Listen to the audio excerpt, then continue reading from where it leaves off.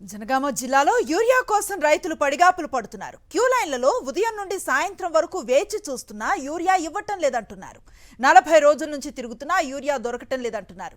Urea కొరత లేదని అధికారులు బుకాయిస్తున్నారని అన్నదాతల ఆగ్రహాన్ని వ్యక్తం చేస్తున్నారు.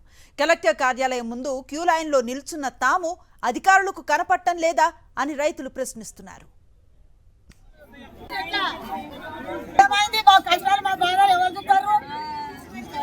ఏమైంది ఏమంటుంది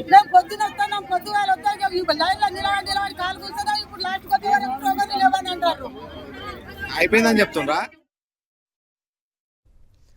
ఉమ్మడి నల్గొండ జిల్లాలో రాత్రులు జాగారం చేసినా యూరియా దొరకటం లేదు.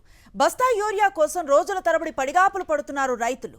కాళ్ల నొప్పులతో క్యూ లైన్లలో నిలుచోలేక ఆధార్ కార్డులు, పాస్బుక్ జిరాక్సులు పెడితే వాటిని కూడా అధికారులు పక్కన పడేస్తున్నారు. ఎన్ని రోజులు తిరిగినా బస్తా యూరియా కూడా దొరక్కపోతే తమ పంటలు ఏం కావాలని రైతులు వాపోతున్నారు.